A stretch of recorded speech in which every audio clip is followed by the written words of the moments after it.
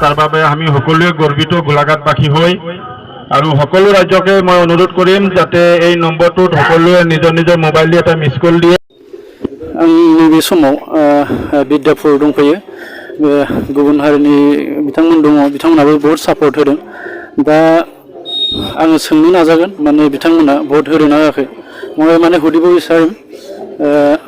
আমাৰ গোলাঘাট ডিষ্ট্ৰিক্টৰে হয় ল'ৰাটো আমাৰ লোকেল ল'ৰা শিশুপানী সাংখাৰটিৰ এইটো বৰ্তমান ফাইনেললৈকে গৈ পালে আপুনি ভোট দিছে নাই দিছে ন এনে তেনেকৈ ভাইটিৰ পাৰফৰ্মেন্স নজুৰ পাৰফৰ্মেন্স কেনেকুৱা লাগিছে ভাল লাগিছে জিকিব নাই জিকিব ন সবে সাপোৰ্ট কৰিছে বিদ্যাপুৰতো আৰু আমাৰ গোলাঘাটৰ বাহিৰৰ মানুহও বহুত সাপোৰ্ট কৰিছে দাদাই কল এটা কৰি দিলে এতিয়া থ্যাঙ্কস থাকিলে তেখেতৰ পৰা আপোনাৰ পৰা সাপোৰ্ট কেনেকুৱা দিছে আমাৰ নবজিতক ভালে দিছে চাব তাৰ চাম এনেতো ফাইনেলটো 26 তাৰিখে আছে নেক্সট ঠিক আছে তেখেতে হ'ল এইটো এৰিয়াটো কি বুলি কয় অলপ বিদ্যাপুৰ গাঁও হয় বহুত সাপোৰ্ট কৰিছে তেখেতসকলো কাৰণটো হ'ল মানে জিকিব লাগে নবজিত নাৰ্জাৰী কাৰণ আমাৰ লোকেল ল'ৰা গোলাঘাট ডিষ্ট্ৰিক্টত লাগে ডিষ্ট্ৰিক্টৰে হয় এতিয়া ডিআইডি লিটিল মাষ্টাৰ গোলাঘাটত নাই বুলি ক'ব লাগিব এইটো প্ৰথম এজন থেংক ইউ दा बे समाव जोङो बे बिद्यापुराव बेबायदिनो जोङो नबजित नार्जारीनो भट होनो थाखाय फोसावबाय बेवहाय गलाघाट जिल्ला दुलाराय बर' फरायसाजों आफादजों लोगोसे खौसेथि बर' सुबुं आफादनि मानगोनांनि मोनानि 9 बाजिसिमल'सै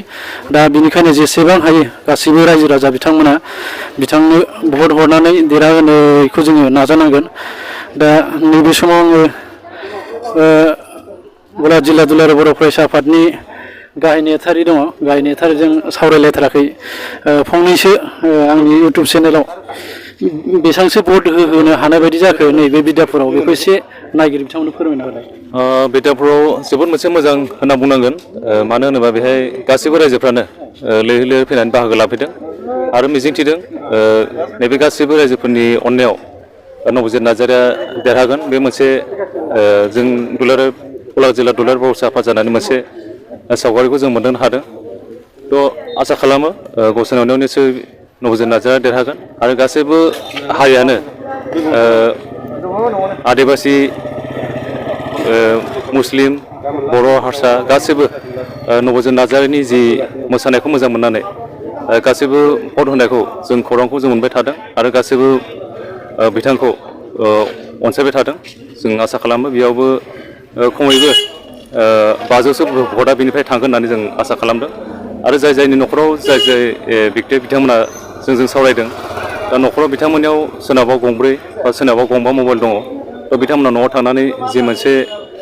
पस्टार बे पस्टारखौ बिथांमोना बिना लाना थांदों आरो बिथांमोना न'आव थांनानैबाबो भटखौ होगोन होननानै जों सिगाङाव फोरमायदों थ' बे हिसाबै जों देरहागोनखौ जों रोखा होननानै जों हमनो हायो आरो गोजोननाय थाबाय गाहाय नेहाथारि बिथाङानो जाहैबाय गलाघाट जिल्ला दुलाराय बर' फरायसा आफादनि गाहाय नेहाथारि प्रदीप बसुमतारी बिथां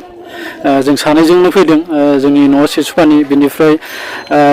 गलाघाट जिल्ला एबसुनि आफादगिरि न'आ एसे खाथियानो जायो बिसिनि एरियायानो गोलैयो बियो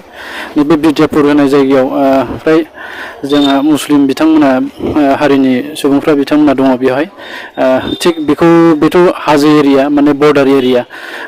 नागालेण्ड सिमायाव दं बे आसाम नागालेण्ड सिमा बेयाव दङ बे नांजाबनानै बे खाथि खाला बर'नि गामिफोर दङ ओरै खाथि खालायावनो ओरै जनकपुर होननाय दङ जनापुरबो होनो जेनेबा ओरै हालदैबारि ओरै रेंमा आनसलिक बेफोरबायदि दङ रेंमा आनसलिक आफादगिरियाबो दंफायो जोंजों बेवहाय मदद होफादों दा बेखिनिखौनो जोङो फोरमायबाय मानो होनबा मोनाहांबाय जोङो दा न'आव फारसे थांफिनसै मानो होनबा न'सिम सहैनोबो 40-45 मिनिट बारासो लायो